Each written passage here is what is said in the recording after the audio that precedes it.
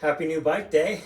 Happy new bike day. So we ordered 2 bikes from Luna. I ordered this one 5 weeks ago, and Brian ordered one 5 days ago, basically, and they both just arrived.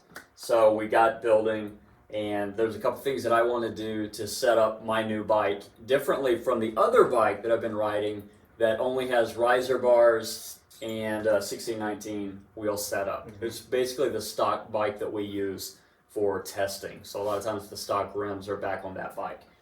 So on the new bike, obviously I got a DVO Onyx fork, which I'm pretty excited about. The new bikes also come with a fast ace rear shock, which is kind of interesting. So we've been playing with the adjustment, feels pretty good. So one of the things that we're going to start shooting is a suspension shootout next, since we've done a lot of testing off of wheels and tire size. We're going to start doing a little bit of every different type of suspension we can get our hands on. Yeah. This Italian EXT shock that we hope to do some testing with. Our friends over at Suspension Syndicate let us borrow this for the weekend. Unfortunately, we have to give it back. It's not ours. We got the fast ace on the rear of this bike for now. That might go away, but I'm actually happy the clickers actually work on this shock, and you can actually feel dampening. I just put a Marzocchi Bomber CR shock on here, so I'm super excited to try this out. The dampening feels amazing on it, so that's going to be a huge upgrade.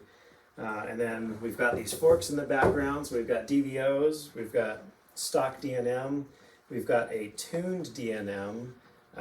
We're working with our buddies at Suspension Syndicate in Salt Lake City. They're tuning DNMs for us. If we like the results of it, we'll end up offering that as a service to send us your DNM and we'll tune it for you. So if you've never had tuned suspension before, basically they take everything apart, they change the springs, they change the oil weight, they change the shims, all kinds of things, and they set it up for the particular rider and their bike. Night and day difference. It's amazing what these guys can do. Suspension Syndicate is fantastic at what they do, so even trying to tune the Volcano is going to be interesting to see what they can do. Okay, so one of the questions that I probably get the most asked the most often is, of course, coming back to tire size. So both our bikes are on the same stand, 16-19. I'm running with our new setup, so we have the Tusk front and rear that you'll see on our website. Brian has the 1821, and we'll post up a few differences of the tire height difference. You've seen us talk in the past about the width difference of mostly the rear tire, of trying to make it fit in between the chain and the kickstand. And there's a lot of differences we're finding with all the tires that we carry. Yeah, so we've got a video coming up specifically talking about the differences of tire sizes, because even though the numbers might be exactly the same on a tire, they are not the same size tire. The width especially changes quite a lot from tire to tire, from mostly between the brand. And we've also got some new tires that we started to carry. We've got the Maxxis Intermediate Terrain, 16-inch, and we also have a 19-inch, which will fit your stock rim. And then this is the Bridgestone M204. This is the lightest 16-inch tire we've ever found. And narrowest. And narrow, so there's zero clearance issues. Both those tires fit really good. Yeah. And then this Michelin Starcross. You mentioned bike maintenance. Of course, we're going to have to do some videos about maintenance as well. So that's everything from the cleaning kits that we sell down to why certain people's front hubs are kind of disintegrating and wobbling, and then you take it apart and you see that the O-ring is either missing or it has disintegrated. Yeah. And so then the bearings are just running free, dirt and mud, sand getting in there, and it pretty much destroys the whole front hub. Yeah, makes your wheel unusable. We're noticing a lot of rust in certain places on these bikes, so we're going to make a whole video to talk about that. I mentioned I just installed a brand new rear shock on this and a brand new linkage. All of my needle bearings in my linkage, and this bike is a year old, were completely rusted and they fell out when I pulled it off. So that was some crucial maintenance that I failed to do, and I'm sure a lot of people are failing to do. So we had a pretty epic ride 2 nights ago. Yeah. You're going to see a video of this. Basically, it went from good to bad to ugly and it got really bad. It got really bad. We didn't make it back until about 10:30 at night. I had to call my wife and tell her not to call search and rescue Yeah. on us. My daughter actually was trying to ask me questions over text during that ride, and she looked on Find My Friends to see where I was, and she told me the next day, Dad, why were you up on on the top of a mountain at 11 p.m. at night when it's dark outside? Like, what's going on? It wasn't my choice. We got ourselves in a bit of trouble. So we'll talk about that in another video. Started out a lot of fun, but got a little scary towards the end. Yeah. But it was also pretty magical at times, being up on the ridge, looking, I think it's about 2,000 feet down to the city of Ogden, and so pitch black outside, us in our little headlights and silent bikes, and it was like us flying in an airplane looking down on the city. It was kind of magical. It's a cool ride. So the first half was amazing, the second half not so much. But the bikes handled it extremely well. We made it back with, less than 20% on the battery.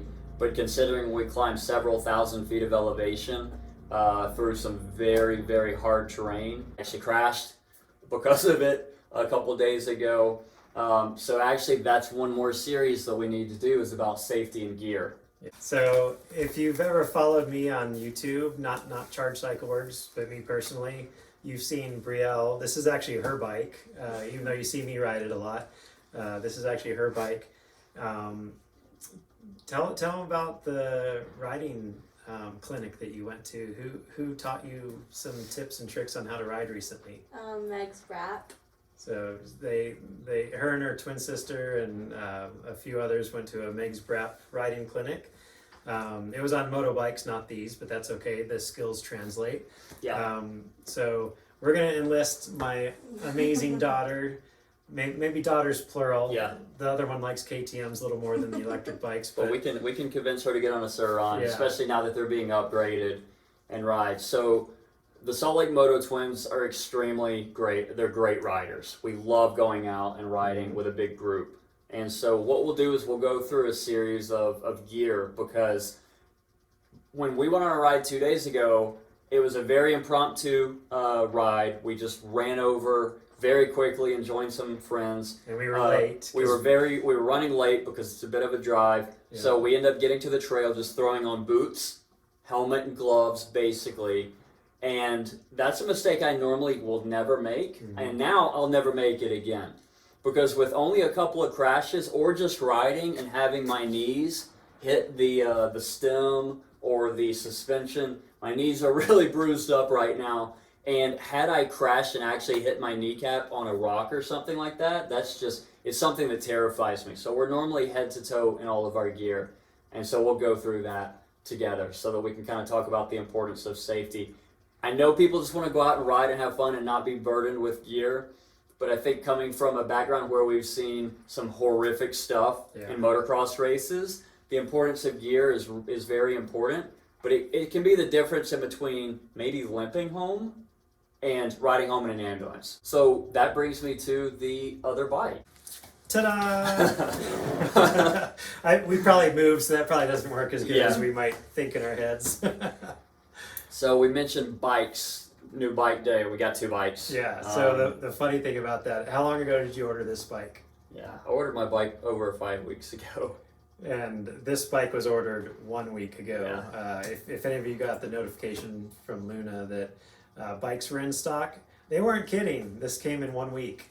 So that was a shocker to us. We didn't plan for this, but it was kind of an impromptu purchase.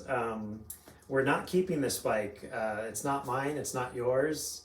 It's yours. Yep, so we plan on building this up somewhat based on feedback, somewhat based off of our upgrade kits, and then we are going to sell a complete bike. It's probably one question that we get the most often, especially when Luna's out of stock, of are you guys going to sell complete bikes? So we got the idea to take this one on, build it up. Right, so this bike, we're building this bike up for you. We will sell it at the end. So we want help from the community. What do you want to see on this bike? What would you buy? What is your dream bike? You know, do you want D&M suspension? Do you want wheels, what size wheels. We've got 1821s, we've got 1619s. There's all kinds of stuff you could do. Foot pegs, lift kits, braces. What do you guys want to see? And we'll take that into consideration as we build this bike. Yeah, I think to give everyone a starting point, it's probably going to look a lot like my bike. Yeah. I think we've ridden at least the DVO enough to know how good of a fork it is. So and the fact that we have them. Yeah. In some of our, what stage package is? Stage 4. So if you go to the website right now, we actually have one Stage 4 in stock, and it's with this brand new black DVO. This one is a used fork. It's going to go on this bike, so sorry, we're not going to sell it. That leaves this beautiful green one, which is also a brand new fork, available for this bike. Yeah. So that's probably what's going to go on this bike. Yep. We'll most likely have our own wheel set on this bike. Yeah. I think the biggest question is we've got back 4000s that'll be here in a matter of days. So do you want to see a controller upgrade on this bike? Which obviously that's going to raise the price of it, but they're on their way, and we could easily put a back 4000 on here. So a bit of inspiration for this, not only is it just, our good friends at EBMX are having such great success with some of the full bike kits that they sell. If you go and check out their Instagram, they're really having fun with customers buying fully built bikes, then going out and immediately riding with them.